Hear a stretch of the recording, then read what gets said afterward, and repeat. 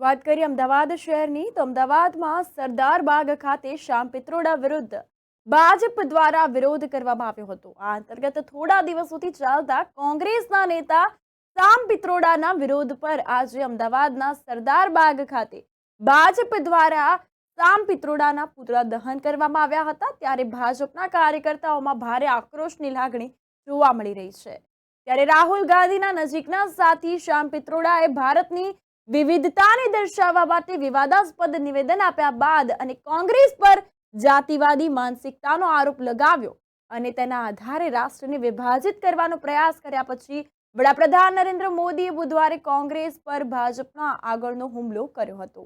ત્યારે તે મુદ્દે આજ રોજ અમદાવાદ ખાતે સરદાર બાગ ખાતે ભાજપના કાર્યકર્તાઓ દ્વારા તેમના પુતળાનું દહન કરવામાં આવ્યું હતું। સાથે સાથે રાહુલ ગાંધીના પુતળાનું પણ દહન કરવામાં આવ્યું હતું। સામાન્ય જનતાને કોઈ પણ જાતની તકલીફ ન પડે તે માટે પોલીસનો ચુસ્ત બંદોબસ્ત પણ જોવા મળ્યો હતો અને શાંતિપૂર્ણ રીતે આ વિરોધ પ્રદર્શન કરવામાં આવ્યું હતું।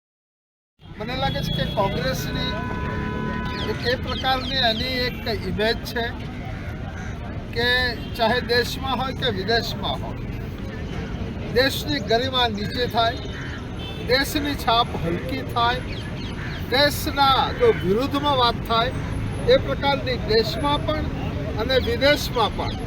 આપ સૌએ જાણ્યું કે અહીંયા અમારા સૌ પ્રદેશ અમારા શહેર અધ્યક્ષ અને સૌ વરિષ્ઠ કાર્યકરોએ આજે વિરોધ કર્યો છે। શ્યામ પિત્રોડાજી છે જે કોંગ્રેસના મેન્ટર છે, જે રાહુલ ગાંધીના મુખ્ય સલાહકાર છે અને એમણે અમેરિકાની અંદર જે પ્રકારે ટિપ્પણી કરી છે, રેશિયલ ટિપ્પણી કરી છે, એમણે ટિપ્પણી કરી છે કે ઉત્તર પૂર્વના લોકો ચાઇના જેવા દેખાતા હોય છે। એમણે ટિપ્પણી કરી છે કે દક્ષિણ ભારતના લોકો એ આફ્રિકન જેવા દેખાતા હોય છે।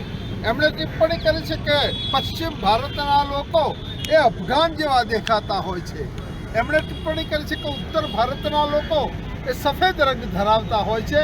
મને લાગે છે કે આ વંશીય આ રેશિયલ ટિપ્પણી છે અને દેશની ગરિમાને હાનિ પહોંચાડે એવી ટિપ્પણી છે। ત્યારે સમગ્ર દેશમાં અને આજે કર્ણાવતી મહાનગર ખાતે પણ અહીંયા સરદાર સાહેબની પ્રતિમાની સમક્ષ અમે લોકોએ એનો વિરોધ કર્યો છે અને એમની ટિપ્પણી એટલે કોંગ્રેસની ટિપ્પણી, કારણ કે રાહુલ ગાંધીના સલાહકાર છે, રાહુલ ગાંધી એની સાથે સીધા સંકળાયેલા છે। ત્યારે હું એમને કહેવા માગું છું કે એમણે દેશની માફી માંગવી જોઈએ।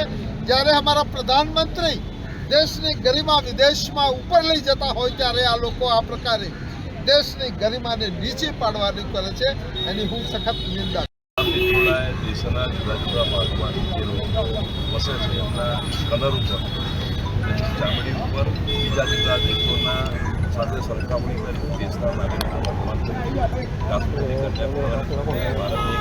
બધાની ભારત માતા અને એમાં આવી